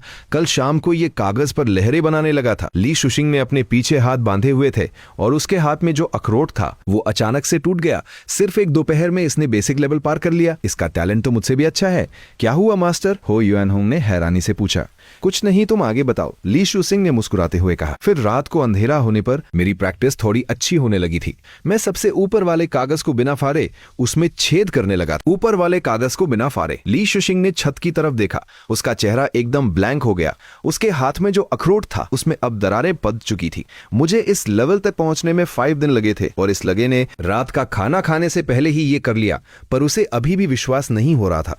वो इसे अपनी आंखों से देखना चाहता था। ठीक है, मुझे करके दिखाओ। जी मास्टर, हो यूएनहोंग ने अपना स्पीयर उठाया, अपनी सांस कंट्रोल की और अपनी पुरानी पोजीशन लेकर स्पीयर से वार किया। सूस स्पीयर की नोक पहले 3 कागजों के आर पार हो गई और एक भी कागज नहीं फटा। फिर मैं सुबह जल्दी उठकर प्रैक्टिस करने लगा और तब जाकर मैं इस माइनर सक्सेस लेवल तक पहुंच पाया हूं। हो यूएनहोंग ने अपना स्पीयर वापस रखते हुए बहुत ही शर्मिंदगी के साथ कहा। ली शुशिंग के हाथ में वो जो अखरोट था वो पूरी तरह से टूटकर चूर-चूर हो गया। मुश्किल से मिनर सक्सेस। ली शुशिंग काफी देर तक छत को घूरता रहा। फिर उसने अपने छोटे डिसाइपल की तरफ देखकर बहुत ही प्यार से कहा, इतनी प्रैक्टिस करने के बाद तुम अभी सिर्फ माइनर सक्सेस तक ही पहुंच पाए हो। ये कुछ खास नहीं है, पर मुझे यकीन है कि अगर तुम ऐसे ही मेहनत करते रहे तो एक दिन तुम बहुत बड़े मास्टर बनोगे। ये बातें सुनकर पास खड़ी फांग यू की आंखें फटी की फटी रह गईं। वो क्या सुन रही थी? एक दिन से भी कम वक्त में माइनर सक्सेस लेवल पार करना कुछ खास नहीं है। मास्टर, क्या आपको ये बोलते हुए थोड़ी भी शर्म नहीं आ रही है? मास्टर, आप फिक्र मत कीजिए, मैं इससे भी बेहतर करूंगा। कोई बात नहीं, तुम्हें आराम भी करना चाहिए, इतनी भी मेहनत मत करो। ली शुशिंग ने अपने पीछे बंधे हाथों को खोला और फिर से बंद किया और फिर खोला। उसे अपने गुस्से को शांत करने में थोड़ा वक्त लगा। फिर उसने बहुत ही शांत आवाज में कहा, 3 दिन बाद एक छोटा सा कंपटीशन है हमारे स्कूल और बाकी स्कूल्स के डिसाइपल्स जिनकी उम्र 20 साल से कम है के बीच। तुम भी उसमें हिस्सा लेना ताकि तुम्हें भी कुछ नया सीखने को मिले। बाकी स्कूल्स तो क्या व्यंजन मार्शल आर्ट स्कूल वाले भी आएंगे? बिल्कुल आएंगे। तुम्हारा वो पुराना सीनियर ब्रदर भी आएगा, पर उसकी उम्र 20 साल से ज्यादा है, तो शायद उसका छोटा भाई ही लड़ेगा, जो कि व्यंजन मार्शल आर्ट स्कूल का सबसे बेहतरीन डिसाइपल है। ली शुशिंग को पता था कि उसका छोटा डिसाइपल क्या सोच रहा है। मास्टर, आप फिक्र मत कीजिए, मैं फर्स्ट आऊंगा। हो यूएनहोंग ने ठान लिया था, चाहे उसे उस जेंटलमैन सोर्ड के भाई को हराना हो या फिर वो चिलियन पेस जीतना हो, उसे फर्स्ट आना ही था। ज्यादा टेंशन मत लो, बस जाके एक्सपीरियंस लेना। चलो, बहुत बातें हो गई, मेरे पास अभी कुछ वक्त है, मैं तुम्हें 1 घंटे के लिए कुछ और सिखाता हूँ। इसके बाद वो यूएनहोंग अपना स्पीयर लेके प्रैक्टिस करने लगा और ली शुशिंग उसे सही तरीके सिखा रहा था। इस तरह वो यूएनहोंग उस प्रैक्टिस में लगा हुआ था। वो 3 दिन बाद होने वाले उस कंपटीशन में उस जेंटलमैन स्वॉर्ड के भाई को हराने की तैयारी कर रहा था और दूसरी तरफ वो उस मोटे मैनेजर के साथ रजिस्ट्रेशन ऑफिस में पहुंच गया था। साहब, ये 360 सिल्वर कॉइन्स है। होफू ने बहुत ही तमीज से वो सारे पैसे एक बूढ़े मैनेजर के सामने रख दिए। वो बूढ़ा मैनेजर अपनी आंखें आधी बंद किए हुए बैठा था। होफू ने अपना वो पुराना घर 300 सिल्वर कॉइन्स में बेच दिया था और वू शाओसिया से कुछ पैसे उधार लेकर उसने अपने बेटे के लिए उस गॉड ऑफ स्पीयर स्कूल में रिक्शा चलाने की नौकरी का इंतजाम कर लिया था। और उस मोटे मैनेजर को भी उसने सुबह सुबह ही 72 सिल्वर कॉइन्स का रिश्वत दे दिया था। उस बूढ़े मैनेजर ने वो पैसे अपने हाथ में लिए, अपनी उंगलियों पर थोड़ा सा थूक लगाया और आराम से उन पैसों को गिनने लगा। होफू उसे बड़ी ही घबराहट के साथ देख रहा था, उसकी आवाज तक नहीं निकल रही थी। हाँ, पूरे 360 सिल्वर कॉइन्स है। उस बूढ़े मैनेजर की बात सुनकर होफू की जान में जान आई। अच्छा, तुम्हारे बेटे का नाम क्या है? उस बूढ़े मैनेजर ने फिर से अपनी उंगलियों पर थूक लगाया और एक पुराना सा रजिस्टर खोलकर अपना ब्रश उठाया। वो नाम लिखने ही वाला था, हो यूएनहोंग। हो क्या? हो यूएनहोंग? कौन हो यूएनहोंग? वो बूढ़ा मैनेजर नाम लिखने ही वाला था, पर यह नाम सुनकर उसका हाथ कांप गया। उसके ब्रश से स्याही गिरकर रजिस्टर पर फैल गई, पर उसे उस स्याही की कोई परवाह नहीं थी। उसने झटके से अपना सिर उठाया और डरे हुए होफू की तरफ देखने लगा। हो यूएनहोंग, ये नाम उसे बहुत अच्छे से याद था। अभी कुछ देर पहले ही तो उसने ये नाम लिखा था, पर बात यह थी कि वो हो यूएनहोंग तो मास्टर का डायरेक्ट डिसाइपल था। यहाँ आओ, तुम खुद अपने बेटे का नाम लिखो। ये 3 लॉज कैसे लिखे जाते हैं? वो बूढ़ा मैनेजर अपनी जगह से उछलकर खड़ा हो गया और उसने वो ब्रश हुओफू के हाथ में थमा दिया। हुओफू ने कांपते हाथों से वो ब्रश लिया और एक खाली कागज पर जैसे तैसे वो 3 लॉज लिखे। उसके अक्षर बहुत ही टेढ़े मेढ़े थे। हो यूएनहोंग, उस नाम को देखकर उस बूढ़े मैनेजर के हाथ और भी जोर से कांपने लगे। उसने तो बहुत बड़ी गलती कर दी थी। उसने मास्टर के डायरेक्ट डिसाइपल के पिता से रिश्वत ले ली थी। अरे हो साहब, आप यहाँ आए हैं, ये तो मेरी वशीस्मती है। वो बूढ़ा मैनेजर एकदम से बदल गया। वो हुओफू के सामने ऐसे झुक रहा था जैसे हुओफू कोई बहुत बड़ा आदमी हो। उसने जल्दी से वो 360 सिल्वर कॉइन्स निकाले और उसमें अपनी तरफ से कुछ और पैसे मिलाकर हुओफू के हाथ में रख दिए। अरे साहब, मैं तो बूढ़ा हो गया हूँ, मुझे तो कुछ दिखाई ही नहीं देता। ये तो बहुत बड़ी गलती हो गई। ये तो अपने ही घर में आग लगाने वाली बात हो गई। मुझे माफ कर दीजिए साहब। होफू अपने हाथ में उन पैसों को देखकर हैरान रह गया। उसे समझ नहीं आ रहा था कि क्या हो रहा है। क्या मुझसे कोई गलती हो गई है? क्या मैंने कोई गलत काम कर दिया है? वो मोटा मैनेजर भी ये सब देखकर हैरान था। अरे बुढ़े, तुझे क्या हो गया है? अगर तुझे कुछ बुरा लगा है तो बता दे, हम दोनों तो इतने पुराने दोस्त हैं। वो मोटा मैनेजर उस बूढ़े को एक कोने में ले गया और धीरे से बोला, अरे वे, तुझे पता भी है कि इसका बेटा कौन है? तूने उससे रिश्वत ले ली। उस बूढ़े मैनेजर के चेहरे पर डर सा दिख रहा था। कौन है? उस मोटे मैनेजर को भी कुछ गड़बड़ लग रही थी। ये उसी का पिता है जो कल डायरेक्ट डिसाइपल बना है। ये सुनकर उस मोटे मैनेजर के होश उड़ गए। वो क्या सोच रहा था? उसने सिर्फ थोड़े से पैसों के लालच में मास्टर के डायरेक्ट डिसाइपल के पिता से रिश्वत ले ली। उस वक्त उसे अपने पास रखे वो पैसे बहुत भारी लगने लगे। वो जल्दी से हुओफू के पास गया और वो पैसे भी उसे वापस कर दिए। अरे हुओ साहब, बहुत बहुत मुबारक। वो मोटा मैनेजर बहुत ही झूठी सी मुस्कान के साथ होफू को मुबारकबाद दे रहा था, पर अंदर ही अंदर वो डर से पसीने पसीने हो रहा था। होफू अब और भी ज्यादा घबरा गया था। ये दोनों मैनेजर जो पहले उसे घास भी नहीं डालते थे, आज उसके सामने इतने अच्छे से क्यों पेश आ रहे थे? ये तो बहुत ही अजीब बात थी। पर जल्दी ही उस बूढ़े मैनेजर ने उसे सब कुछ बता दिया कि उसका बेटा अहोंग अब गॉड ऑफ स्पीयर मास्टर का डायरेक्ट डिसाइपल बन गया है। डायरेक्ट डिसाइपल, ये लाज सुनकर होफू सुन रह गया। कल रात उसे लगा था कि अहोंग फिर से कोई कहानी सुना रहा है, इसलिए उसने भी उसके नाटक में उसका साथ दिया था। पर ये तो सच था। मेरा बेटा एक जीनियस है, मेरा बेटा एक जीनियस है। होफू की आंखों में आंसू आ गए। उसने जल्दी से अपने आंसू पोंछे, क्योंकि वो नहीं चाहता था कि कोई उसे रोते हुए देखे। उसे अपने बेटे पर बहुत गर्व था। उसे बहुत वोशी हो रही थी। ये सब सोचकर उसकी आवाज भर्राने लगी। अरे हो साहब, ये पैसे तो आपको रखने ही धरेंगे। हम दोनों तो इतने पुराने दोस्त हैं, इसमें शर्माने वाली क्या बात है? वो मोटा मैनेजर बहुत ही वोशी से बोल रहा था। उसने अपनी जेब से 2 सिल्वर कॉइन्स और निकाले और जबरदस्ती वोफू के हाथ में रख दिए। मैंने सुना है कि आपने अपना पुराना घर बेच दिया है। किसे बेचा है? मैं उद जाकर वो घर वापस ले आऊंगा और उसे थोड़ा ठीक भी करवा दूंगा। इसके कोई पैसे नहीं लगेंगे। ये तो बस मेरी तरह से एक छोटा सा तोहफा समझ लीजिए। आज से हम दोनों भाई भाई हैं। अगर कोई भी काम हो तो मुझे बता दीजिएगा। शाम को जब हो योहोंग अपने हाथ में पॉक रिब्स लेकर अपने पुराने घर पहुंचा तो उसने देखा कि उसके पिता पहले ही घर आ चुके हैं। और सिर्फ जितना ही नहीं, उस पुराने और कीरों से भरे घर में आज बहुत रौन थी। गॉड ऑफ स्पीयर स्कूल के वो दोनों मैनेजर उसके पिता के साथ बैठकर बातें कर रहे थे और कुछ मजदूर दीवार की दरारें भर रहे थे और घर की सदाई कर रहे थे। अरे हो डायरेक्ट डिसाइपल आ गए। हो युआनहोंग को देखते ही वो मोटा मैनेजर वशी से उछल धरा। मैनेजर हो युआनहोंग ने सिर हिला के उन्हें प्रणाम किया। वो बूढ़ा मैनेजर भी हंसता हुआ खड़ा हो गया। उसने हो युआनहोंग की बहुत तारीफ की और फिर चुपके से उसके हाथ में कुछ पैसे रख दिए। हो युआनहोंग ने भी वो पैसे चुपचाप रख लिए। थोड़ी देर और बातें करने के बाद वो मोटा मैनेजर हंसते हुए बोला, हो डायरेक्ट डिसाइपल का डायरेक्ट डिसाइपल बनना बहुत ही वोशी की बात है। क्या आप हमारे साथ गिशांग रेस्टोरेंट में खाना खाना पसंद करेंगे? हो युआनहोंग को उन दोनों की मंशा समझ आ गई थी। वो उसे बश करना चाहते थे। अगर हो युआनहोंग को आगे जाकर स्कूल का कोई काम संभालना दड़ा तो वो शायद उन दोनों को अपने साथ मिला ले। पर हो युआनहोंग का मकसद तो अपने मास्टर की तरह ह्वाजिंग लेवल तक पहुंचना था। उसके पास इन सब रालतू कामों के लिए वक्त नहीं था।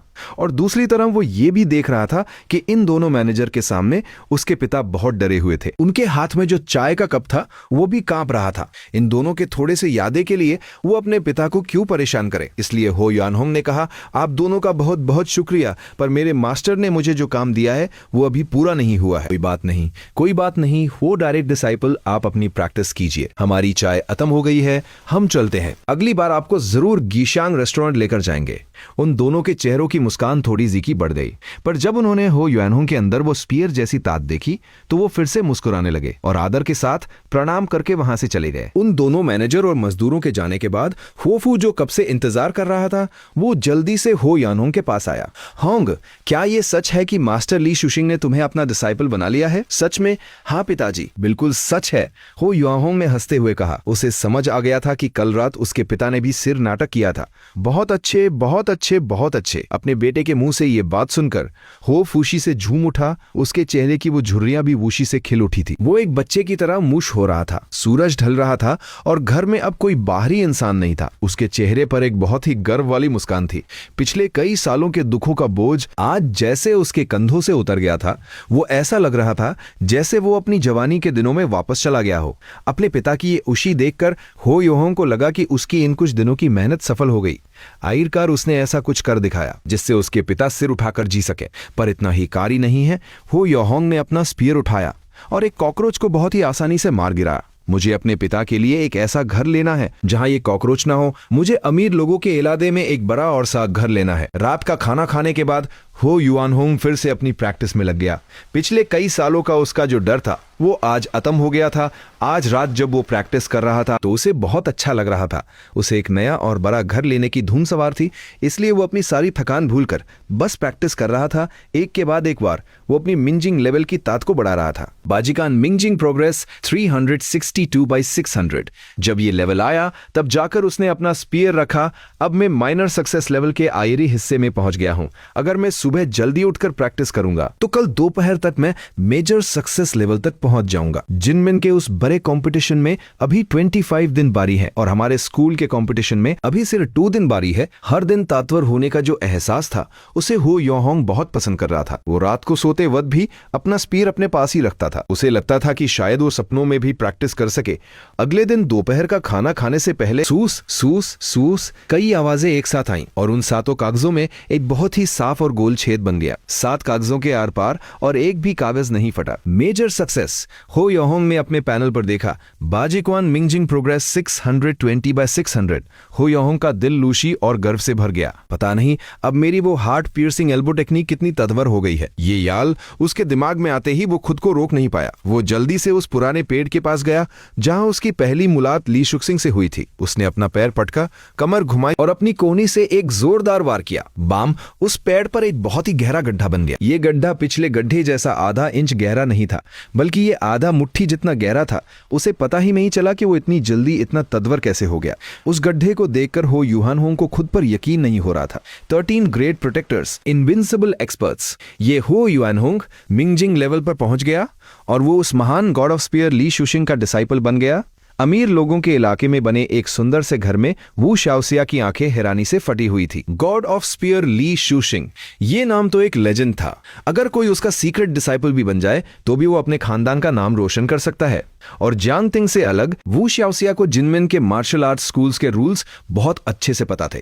गरीब घर के लबरों को 3 साल तक नौकरों की तरह काम करना पड़ता है और जब वो ऑफिशियल डिसाइपल बनते हैं तभी उन्हें कुछ सिखाया जाता है। इसका मतलब हो युआनहोंग ने कुछ ही दिनों पहले असली प्रैक्टिस शुरू की होगी। अगर मैं होफू के उस झूठी कहानी को सच भी मान लूं कि हो युआनहोंग 2 महीने पहले ऑफिशियल डिसाइपल बना था और तभी से ली शुशिंग उसे चुपके से सिखा रहा है, तो भी सिर्फ 2 महीनों में मिंजिंग लेवल पार करना, वो भी ली शुशिंग जैसे महान मास्टर के सिखाने पर, ये तो सच में एक जीनियस है। इस टैलेंट के साथ वो अगले 6 महीनों में मिंजिंग लेवल को पूरी तरह से पार कर लेगा और अगले 3 to 5 सालों में वो अंजिंग लेवल तक पहुंच जाएगा और शायद भविष्य में वो हुआजिंग लेवल तक भी पहुंच जाए। पर अजोस वू शाओसिया ने एक गहरी सांस ली।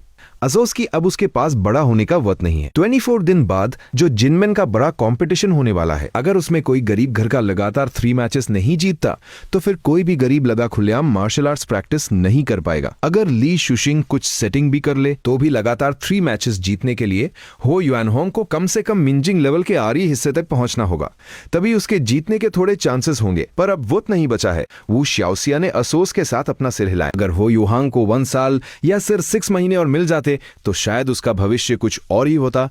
पर अफसोस वक्त किसी का इंतजार नहीं करता। अगर वो सबके सामने आकर प्रैक्टिस नहीं करेगा और अलग अलग स्कूल्स के डिसाइपल से लड़कर अपना कॉन्फिडेंस नहीं बढ़ाएगा तो शायद वो आंजिंग लेवल पर ही अटक जाएगा और कभी हुआजिंग लेवल तक नहीं पहुंच पाएगा। और मुझे जो खबरें मिल रही है, ली शुशिंग ने उसे चुपके से अपना डिसाइपल बनाया है। उसने किसी को भी ये बात नहीं बताई है। इसका मतलब ली शुशिंग नहीं चाहता कि हो युआनहोंग सबके सामने आए। वो शायद उसे एक सीक्रेट वेपन की तरह इस्तेमाल करना चाहता है ताकि वो स्कूल के उन मामलों को सुलझा सके। अपने संपर्कों से मिली जानकारी के आधार पर वू शाओसिया ने हो युआनहोंग के भविष्य के बारे में ये अंदाजा लगाया था। उसे यकीन था कि उसका अंदाजा 100% सही है। माँ, अगर हो युआनहोंग का भविष्य सिर्फ आंजिंग लेवल तक ही सीमित है और वो कभी भी स्कूल का मास्टर नहीं बन सकता तो फिर आप उसके डॉक्यूमेंट्स बार बार क्यों देख रही है? जियांग तिंग को कुछ समझ नहीं आ रहा था। एंजिंग लेवल कमजोर है। वू शाओसिया ने अपनी बेटी की तरह देखा। एंजिंग लेवल का एक्सपर्ट 10,000 में से कोई 1 होता है। 7 गंदम के अंदर एक आंजिंग लेवल एक्सपर्ट किसी बंदूक से भी ज्यादा खतरनाक होता है। चूंकि हुआजिंग लेवल के एक्सपर्ट्स का इस्तेमाल सिर्फ बड़ी लड़ाइयों में होता है, इसलिए आम दुनिया में आंजिंग लेवल एक्सपर्ट्स ही सबसे बड़े तत्वर माने जाते हैं। हमारी कंपनी बहुत अमीर है और बड़ी कंपनीज में भी हमारा नाम है, पर हमारी सबसे बड़ी कमजोरी यही है कि हमारे पास अपने एंजिंग लेवल एक्सपर्ट्स नहीं है और हम पैसों के दम पर बाहर के एक्सपर्ट्स को हमेशा के लिए अपने पास नहीं रख सकते क्योंकि वो कभी भी धोखा दे सकते हैं। पर अगर हमारे पास अपना यूथ का एक एंजिंग लेवल एक्सपर्ट हो जो हमेशा हमारे साथ रहे तो हम बाकी एक्सपर्ट्स को भी कंट्रोल कर सकते हैं और फिर हमें जिनमेन में किसी से डरने की जरूरत नहीं होगी। हमें इस तरह छुप छुप कर नहीं जीना पड़ेगा। माँ, कहीं आप हो युआंग को अपना दामाद तो नहीं बनाना चाहती? जांग तिंग को अब जाकर बात समझ आई। वो हैरानी से अपनी माँ की तरह देखने लगी। हाँ, वू शाओसिया ने साज साजा कह दिया। उसके टैलेंट और ली शुशिंग के सिखाने से वो पक्का आंजिंग लेवल के आरी हिस्से तक पहुंच जाएगा और फिर वो मेरा दायां हाथ बनेगा। और अगर तुम्हारी शादी उससे हो गई तो मैं अपनी पूरी ताकत लगाकर उसे ह्वाजिंग लेवल तक पहुंचाने की कोशिश करूंगी। भले ही इसके लिए मुझे बाहर से कोई मदद लेनी पड़े या उसे कोई नल्ली ह्वाजिंग एक्सपर्ट तो कहलाएगा ही। पर यू मिंगतांग ज्यादा अच्छा नहीं है। वो तो एक अमीर घराने से है। उस पर पोर डिसाइपल बैन का कोई असर नहीं होगा। उसका टैलेंट भी बहुत अच्छा है और अभी कुछ दिन पहले ही वो हो यू एनहोंग से एक बंदम आगे मिंजिंग लेवल के माइनर सक्सेस लेवल पर पहुंच गया है। वो पक्का आंजिंग लेवल तक पहुंचेगा और उसके ह्वाजिंग लेवल तक पहुंचने के चांसेस भी बहुत ज्यादा है। और सबसे बड़ी बात, वो मास्टर गो का ऑफिशियल डिसाइपल है। अगर हम यू मिंगतांग को अपने साथ मिला लेते हैं तो हमें दो ह्वाजिंग एक्सपर्ट्स यू मिंगतांग और मास्टर गो का साथ मिल जाएगा। पर हो यू एनहोंग वो तो सबके सामने ये भी नहीं कह सकता कि वो ली शुशिंग का डिसाइपल है। ली शुशिंग भी उसका साथ नहीं देगा। जांग तिंग ने अपनी बात रखी। यू मिंगतांग सही नहीं है। वो शाओसिया ने अपना सिर हिलाया। वो बहुत होशियार है और एक अमीर घराने से है। अगर तुम्हारी शादी उससे हो गई तो हो सकता है कि वो हमारी कंपनी पर ही कब्जा कर ले। पर हो युआहोंग अलग है। वो एक अरीब लड़का है। उसका अपना मास्टर भी उसका साथ नहीं देना चाहता। अगर मैं उसे अपनी कंपनी की सारी ताकत दूं, उसकी मदद करूं और तुम्हारे जैसी होशियार लड़की से उसकी शादी कर दूं, तो वो हमेशा हमारा वफादार रहेगा। वो कभी हमें धोखा नहीं देगा। वो शाओसिया और जांग तिंग के पिता ने बहुत मेहनत करके ये कंपनी खड़ी की थी। उन्हें पता था कि लोगों के दिलों पर कैसे राज करना है। अगर हमारे पास एक रादार आंजिंग एक्सपर्ट या फिर ह्वाजिंग एक्सपर्ट हो तो हम भले ही आगे न बच पाएं, पर हम जो हमारे पास है उसे तो बचा ही सकते हैं। और अगर बिस्मत अच्छी रही तो बहुत सारा पैसा अर्ज करके हम शायद उसे ह्वाजिंग लेवल के बीच वाले या आईरी हिस्से तक भी पहुंचा दें। पर फिर वो शाओसिया ने युद्ध को रोक लिया। वो जानती थी कि ये सिर एक सपना है। वो अब इन सपनों पर यकीन करने की उम्र पार कर चुकी थी। तो क्या मुझे सिर्फ इसलिए उससे शादी करनी पड़ेगी? जांग तिंग अभी भी तैयार नहीं थी। जिनमिन वुमेन्स नॉर्मल स्कूल सिर्फ 3 गर्ल्स स्कूल्स में से एक था। इसमें एडमिशन लेना उतना ही मुश्किल था जितना लोगों का कैपिटल यूनिवर्सिटी में एडमिशन लेना। वो उस स्कूल की एक बहुत ही होशियार और मशहूर लगी थी। न जाने कितने अमीर घरों के लगे थी रोज स्कूल के बाहर उसकी एक झलक पाने के लिए इंतजार करते थे। यहाँ तक कि यू मिंगतांग जैसा जीनियस लड़का जो आगे चलकर ह्वाजिंग एक्सपर्ट बन सकता था, वो भी उसकी बहुत इज्जत करता था। और जहां तक अमीर घरानों की बात है, मेरा घराना जियांग फैमिली भी बहुत अमीर है। हमारी जायदाद भी जिनमेन के सबसे अमीर घराने जुनजे से कम नहीं है। बस हमारी ताकत इस शहर में थोड़ी कम है।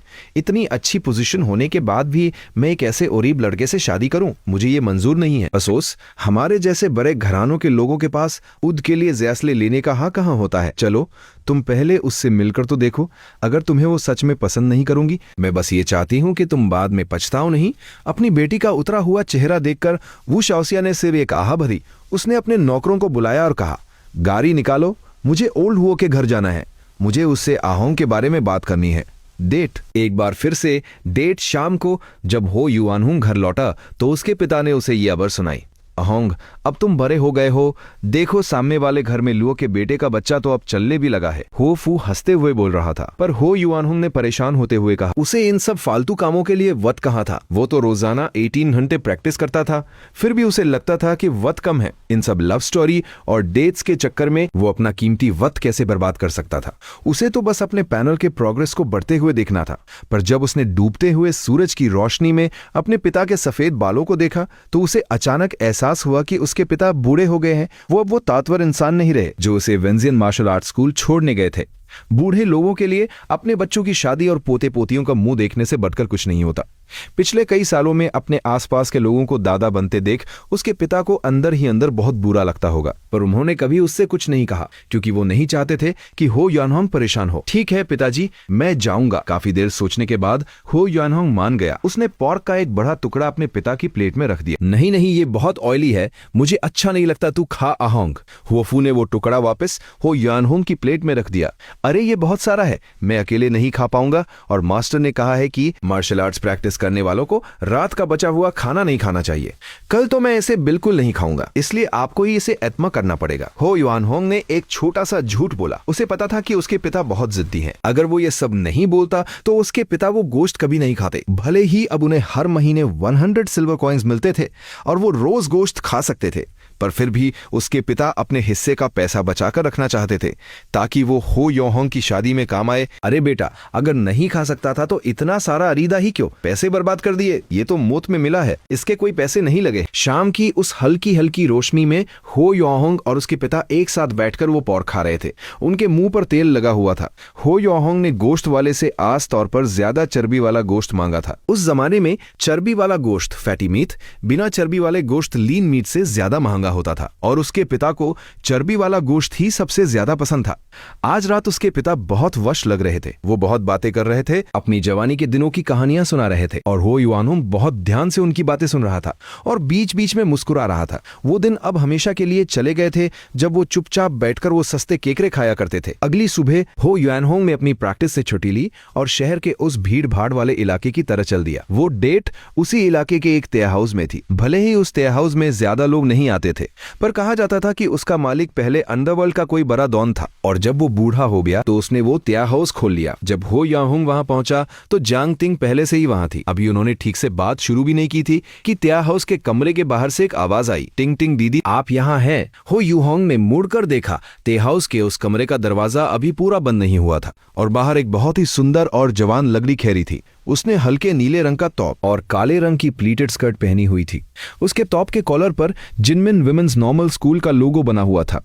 जाहिर है वो जांग तिंग की कोई दोस्त थी। उस लगी के साथ एक 20 साल का लड़का भी था। टिंग टिंग दीदी, आपने तो कहा था कि आपको दोपहर में कुछ काम है, आप यहाँ क्या कर रही हैं? और ये कौन है? नीले कपड़ों वाली वो लगरी शायद जांग तिंग की बहुत अच्छी दोस्त थी, इसलिए वो बिना पूछे कमरे के अंदर आ गई और जांग तिंग के पास बैठ गई। उसके साथ जो लगा था वो हो याहुंग को बहुत ही गौर से देख रहा था और चुप था। ये मेरे पुराने पड़ोसी हैं, ये जिनमिन वापस आए थे तो मैं बस इनसे मिलने आ गई। जांग तिंग को उन दोनों का वहां आना कुछ अजीब लग रहा था।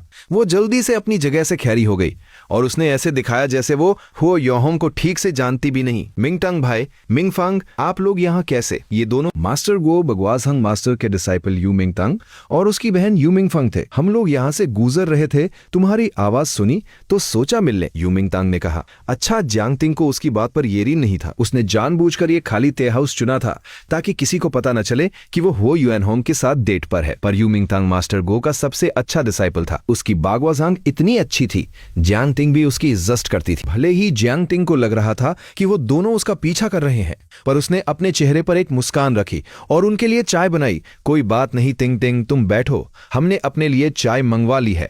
यू मिंगतांग और उसकी बहन उन दोनों के पास बैठ गए और जांग तिंग से बातें करने लगे। वो विदेश में अपनी पढ़ाई के बारे में बातें कर रहे थे और फिर वो बागवाजंग प्रैक्टिस करने की मुश्किलों के बारे में बातें करने लगे। बातों बातों में यू मिंगतांग ने अपनी बागवाजंग की ताकत भी दिखाई। भाम, उसने अपनी मिंजिंग लेवल की ताज से पास रखे एक लकड़ी के सजावटी खंबे पर वार किया और उस मजबूत लकड़ी पर उसके हाथ का आधा इंच गहरा निशान छप गया। जांग तिंग की आंखें फटी की फटी रह गईं। ये तो लकड़ी का खंबा है और इस पर अपने हाथ से इतना गहरा निशान बनाना, ये इंसान है या कोई मशीन? इसके बाद यू मिंगतांग उन दोनों लगरियों को ये बताने लगा कि बागवाजांग सीखना कितना मुश्किल है। आम लोगों को अपनी ताकत को इस लेवल तक लाने में 10 साल या 8 साल लग जाते हैं। वो दोनों लड़कियां बहुत ध्यान से सुन रही थी, जैसे वो खुद भी उस मुश्किल को महसूस कर रही हो। पर हो याहुंग को उनकी ये बातें कुछ समझ नहीं आ रही थी। आखिर उसने तो मिंजिंग लेवल का बेसिक सिर्फ 2 दिनों में ही मेजर सक्सेस तक पहुंचा दिया था। उसे तो इसमें कुछ भी मुश्किल नहीं लगा। तो फिर वो दोनों लड़कियां किस बात पर इतनी हैरान हो रही थी? उस लकड़ी के खंबे पर बने आधे इंच गहरे निशान पर। वो तो अब बहुत आराम से उस खंबे में अपनी आधी मुट्ठी के बराबर गहरा गड्ढा कर सकता था। भाई, तो आपको इस लेवल तक पहुंचने में कितना वक्त लगा? 2 महीने, यू मिंगतांग ने बड़े आराम से कहा। वो दोनों लगियां एक बार फिर से हैरानी से चिल्लाईं। वाओ, यू मिंगतांग भाई तो सच में एक जीनियस है। जिस काम में आम लोगों को 10 to 8 साल लग जाते हैं, वो आपने सिर्फ 2 महीने में कर लिया। यू मिंग तांग ने देखा कि वो युएन होंग चुपचाप बैठा है तो वो हंसते हुए उसकी तरफ मुड़ा। दोस्त, तुम्हें क्या लगता है? मुझे हो युएन होंग थोड़ी देर चुप रहा। वो कुछ बोलने ही वाला था कि जियांग तिंग ने बात काट दी। अरे ये बहुत होशियार हैं, बस इन्हें बात करना पसंद नहीं है। मिंगतांग भाई, आप बुरा मत मानना। जियांग तिंग ने जल्दी से बात संभाली। वो नहीं चाहती थी कि वो याओ होंग कुछ ऐसा बोले जिससे यू मिंगतांग को बुरा लगे और उसके दोस्तों के सामने उसकी बेइज्जती हो। यू मिंगतांग ने भी उस पर ज्यादा ध्यान नहीं दिया और वो वापस जियांग तिंग से बातें करने लगा। हो यूहांग को उन लोगों की बातों में कोई इंटरेस्ट नहीं था, इसलिए उसने अपने हाथ में एक चॉपस्टिक ली और उसे स्पीयर की तरह इस्तेमाल करके अपनी प्रैक्टिस के बारे में सोचने लगा। पिछले कुछ दिनों से वो बस प्रैक्टिस कर रहा था। उसे अपनी टेक्निक्स को ध्यान से समझने का वक्त ही नहीं मिला था। अब जब उसके पास वक्त था तो वो अपनी गलतियों को सुधारने के बारे में सोच रहा था। जैसे जैसे वो अपनी प्रैक्टिस के बारे में गहराई से सोच रहा था, उसे अपनी हार्ट पियर्सिंग एल्बो टेक्निक और भी अच्छे से समझ आ रही थी। वो अब सिर्फ टेक्निक को इस्तेमाल करना नहीं जानता था, बल्कि वो ये भी समझ रहा था कि वो टेक्निक काम कैसे करती है। बाजिकान मिंजिंग प्रोग्रेस 505/600 उसके पैनल पर एक नया प्रोग्रेस दिख रहा था। ये तो कमाल है। यहां आने से पहले उसका प्रोग्रेस 490/600 था और अब सिर्फ अपनी प्रैक्टिस के बारे में सोचकर उसका प्रोग्रेस 15 पॉइंट्स और बढ़ गया था। अब वो मिंजिंग लेवल के आयरी हिस्से के बहुत करीब था। इसका मतलब मेरा ये martial arts god ascension fate सिर्फ मेरी प्रैक्टिस की स्पीड को ही नहीं बढ़ाता, बल्कि ये मेरी समझ को भी तेज करता है। अगर मैं सिर्फ प्रैक्टिस करता रहूं तो भी मैं आगे बढ़ूंगा, पर अगर मैं अपनी प्रैक्टिस के बारे में गहराई से सोचूं और नई चीजें सीखूं तो मेरी प्रोग्रेस 365 गुना ज्यादा तेज होगी। ये तो बहुत अच्छी बात है। वो योहोंग अपनी प्रोग्रेस से इतना बूस्ट था कि वो उस डेट को बिल्कुल भूल गया। उसने अपनी जेब से वो मिंजिंग लेवल की दवाई निकाली, उसे चाय के साथ खाया और फिर से अपनी प्रैक्टिस के बारे में सोचने लगा। वो अपने हाथ में पकड़े उस चॉपस्टिक को बहुत ही तेजी से हिला रहा था और अपनी स्पीयर टेक्निक को समझने की कोशिश कर रहा था। और जियांग तिंग को लग रहा था कि हो याहोंग यू मिंगतांग की तात और उसके टैलेंट से डर गया है, इसलिए वो चुप बैठा है। उसे लगा कि हो याहोंग में तो हिम्मत ही नहीं है। वो हो याहोंग से बहुत निराश हो गई थी। उसने हो याहोंग की तरफ देखना बंद कर दिया और बस यू मिंगतांग और उसकी बहन से बातें करने लगी। वो जानबूझकर हो याहोंग से दूर बैठी थी ताकि सबको लगे कि वो उसे नहीं जानती। वो लोग बातें कर ही रहे थे कि नीचे से एक बहुत तेज आवाज आई। बाम! पहले किसी चीज के टूटने की आवाज आई और फिर नीचे से किसी चीज के टूटने की आवाज आई और फिर मेजों के पलटने का शोर मच गया। कमरे का दरवाजा बंद होने के बावजूद शोर सा सुनाई दे रहा था। ओए मालिक, ये क्या बदतमीजी है? यू मिंगतांग ने चिल्लाकर चाय खाने के मालिक को बुलाया। माफ कीजिएगा हुजूर, बस एक छोटी सी मुसीबत है। आप बिकर रहिए, मैं अभी इसे सुलझा देता हूँ। मालिक को शायद यू परिवार के रुतबे का अंदाजा था, इसलिए वो हाथ जोड़कर माई मांगने लगा। अगले ही पल 6-7 हट्टे कट्टे आदमी लाठियां लेकर नीचे की तरफ दौड़े। चाय खाने का मालिक भले ही अब शरीर बन गया था, पर अपनी जगह की हिफाजत के लिए उसने अभी भी कुछ खूंखार बाउंसर पाल रखे थे। थोड़े से लोग थे, पर सदक छाप गुंडों और शराबियों को सबक सिखाने के लिए कारी थे। मालिक को मामला सुलझाने के लिए जाते देख यू मिंगतांग और जियांग तिंग फिर से हंसी मजाक करने लगे। कक धड़ाम! पर जो हुआ वो किसी ने सोचा नहीं था। नीचे का शोर शांत होने के बजाय और भी बढ़ गया। चीखने, चिल्लाने और दर्द से कराहने की आवाजें सा आने लगी। अब क्या हुआ? यू मिंगतांग ने फिर से मालिक को आवाज दी। इस बार वो चीढ़ा हुआ था। बहुत बहुत मारी हुजूर, ये होंगी क्लब के लोग दंगा कर रहे हैं। बस थोड़ा सा वक्त और दीजिए, मैं सब ठीक कर दूंगा। मालिक का चेहरा उतरा हुआ था और वो खुद मामला संभालने नीचे गया। नीचे एक पल के लिए शांति हुई, पर फिर से तोड़फोड़ शुरू हो गई और शोर अब सीढ़ियों से होता हुआ दूसरी मंजिल की तरह आने लगा। मिनफंग, क्या हमें पीछे के दरवाजे से निकल जाना चाहिए? जियांग तिंग अब सच में घबरा रही थी। अरे तिंग तिंग दीदी, आप फिक्र क्यों करती हैं? मेरे भाई जैसे महान एक्सपर्ट के होते हुए उस होंगी क्लब के गुंडों से डरने की क्या जरूरत है?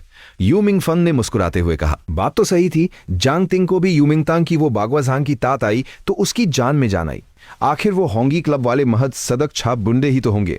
एक मिंजिंग एक्सपर्ट के सामने उनकी क्या बिसात।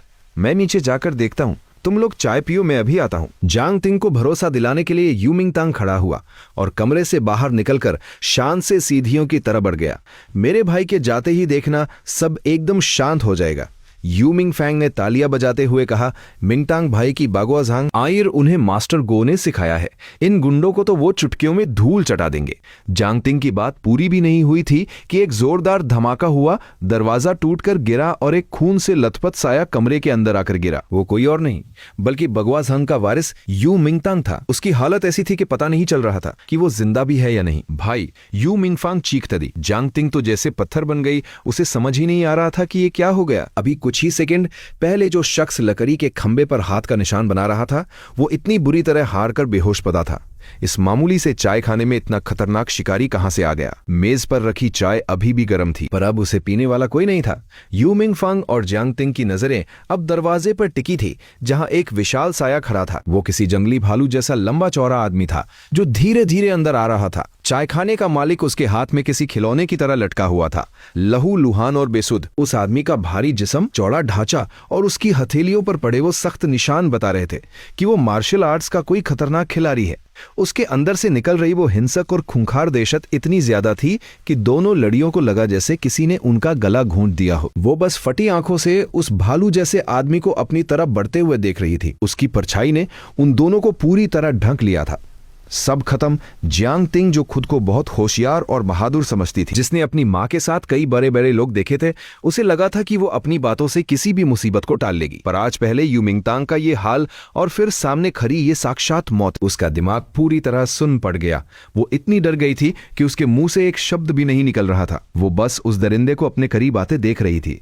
उसे ऐसा लगा जैसे पूरी दुनिया थम गई हो। सिर उस आदमी के भारी कदमों की आवाज के अलावा उसे कुछ सुनाई नहीं दे रहा था। उसे लगा कि अब मौत तय है कि तभी तुमने मेरी सोच की लय तोड़ दी, जब जियांग तिंग पूरी तरह हार मान चुकी थी।